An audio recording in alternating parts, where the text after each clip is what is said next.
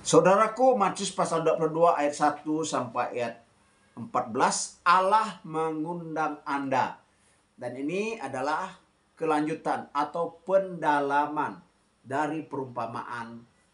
Allah membuat pesta, Allah mengundang semua orang untuk ikut di dalam pesta itu. Dan Tuhan Allah ingin menyelamatkan siapa saja, tetapi Tuhan Allah tidak memaksa, ya. Beragama, beriman tidak berarti dipaksakan, tapi itu adalah suatu kerelaan. Beriman, beragama, percaya kepada Tuhan, itu bukanlah suatu iming-iming, tetapi itu adalah suatu keikhlasan. Ada orang yang menolak, ada orang yang menerima, dan ada orang yang tidak layak. Nah, saudaraku, orang-orang yang diundang itu pertama bersikap menolak, ya, dengan 1001 alasan, 1001 dalil. Itu di dalam ayat 1 sampai dengan ayat 7. Dan orang ini adalah menggambarkan orang Israel. Perumpamaan ini adalah perumpamaan untuk orang-orang Israel yang sudah diundang duluan. Ahli-ahli Taurat diundang duluan. Walaupun mereka itu umat Allah, jika menolak keselamatan, menolak Yesus, pasti binasa. Tetapi banyak juga yang menerima, dan yang menerima pasti selamat.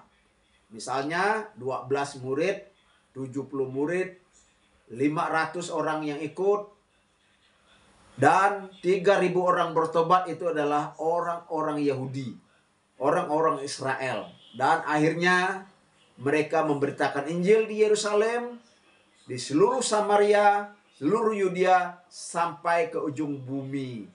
Dan saudaraku, tidak hanya Israel, bangsa lain yang menolak pun tidak dapat keselamatan. Nah, cara menolaknya, saudara-saudara, ya tidak sempatlah, sibuklah. Bahkan dia menangkap utusan itu, membunuh utusan itu. Alasan yang lain, wah, saya sudah punya keyakinan, saya sudah punya agama. Agamamu adalah agamamu, agamaku adalah agamaku. Jadi tidak usah ya, itu tidak penting ye. Nah, saudaraku yang dikasih oleh Tuhan, alasan bukan pada tidak sempat, tetapi sengaja tidak mau. Banyak orang yang begini. Baik di sana di zaman dahulu, di sini di zaman ini pun sama seperti itu. Orang yang menolak. Saudaraku, ada panggilan Tuhan kepada anak muda. Dia menunda-nunda. Hai anak muda, ayo ikut. Saya memanggil engkau. Tunggu Tuhan. Tunggu kalau saya nanti sudah dewasa, saya sudah kerja. Dan dia sudah kerja. Tuhan panggil lagi. Anak muda, engkau sekarang sudah kerja. Ayo ikut saya. Ikut melayani Tuhan. Tuhan, tunggulah. Suruh orang lain aja dulu. Lalu anak muda ini akhirnya dia jatuh sakit. Lalu Tuhan memanggilnya. Anak muda, kamu saya panggil. Ya Tuhan. Tetapi panggilan ini bukan supaya kamu melayani. Tapi saya memanggil kamu untuk pulang ke surga. Nah, saudaraku, jangan tunda-tunda untuk memenuhi panggilan Tuhan ya. Orang-orang yang diundang itu yang bersikap menolak, penerapannya adalah jangan tolak Tuhan yang mau menyelamatkan. Jangan tolak firman Tuhan yang disampaikan lewat khotbah, lewat cerita, lewat lagu. Jangan tolak hambanya yang melayani. Dan jangan tunda-tunda untuk melayani. Jangan tolak teguran. Jangan tolak didikan. Menolak, Anda rugi karena binasa. Tidak selamat dan tidak dapat berkat dari Tuhan. Saudaraku, ada seekor anjing yang terjepit kepalanya di pagar. Dan datanglah orang akan menolongnya.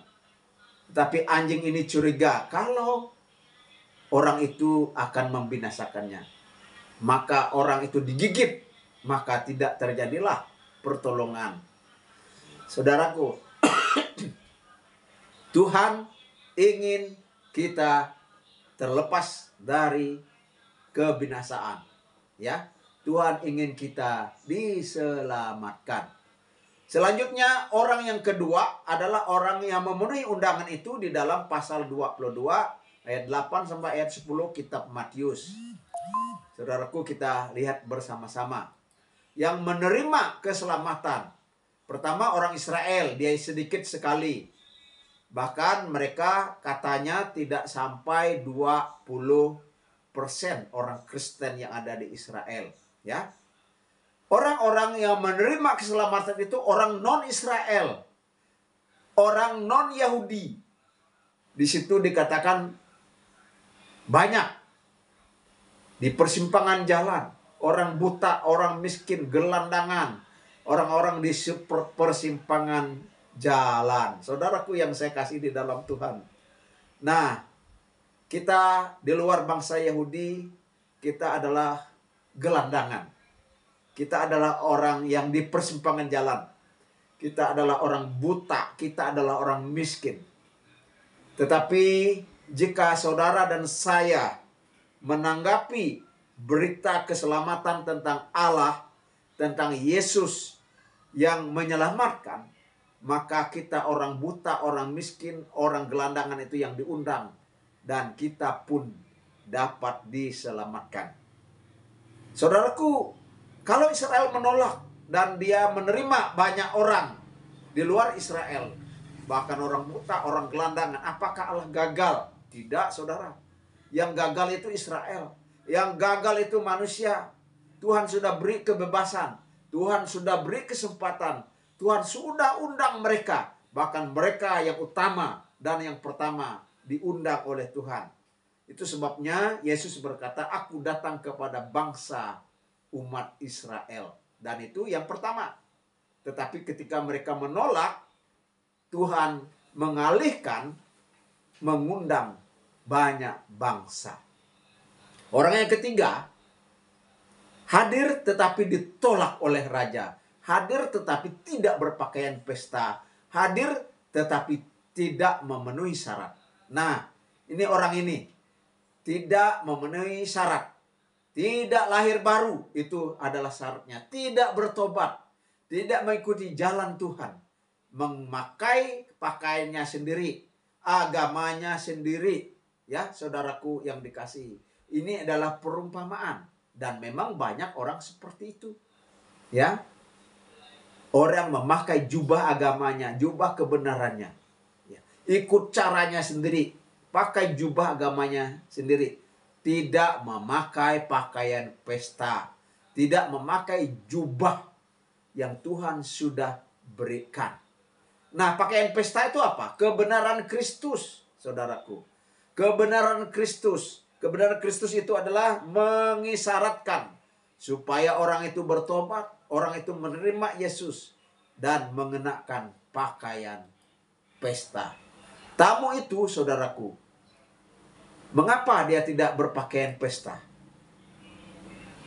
Mengapa dia tidak jawab? Mengapa kau tidak pakaian pesta? Kata raja. Lalu dia diam, dia tidak bisa jawab.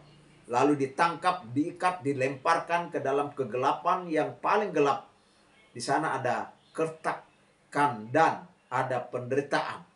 Saudaraku yang dikasih dan diberkati oleh Tuhan. Kebenaran sendiri, amal soleh, upah, puasa suatu agama, segala perbuatan baik ditolak oleh Tuhan.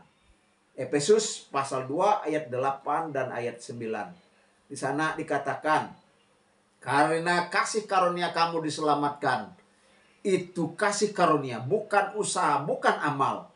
Itu pemberian Allah yang kamu terima dengan beriman kepada Tuhan.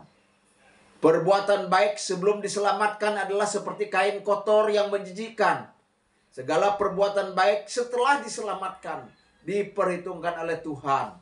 Dalam kitab Matius pasal 25 ayat 32 sampai 46 menjelaskan kepada kita Hubungan keselamatan dengan perbuatan baik adalah setelah kita diselamatkan, kita harus berbuat baik. Dan perbuatan-perbuatan baik itu adalah tanda bahwa kita sudah diselamatkan.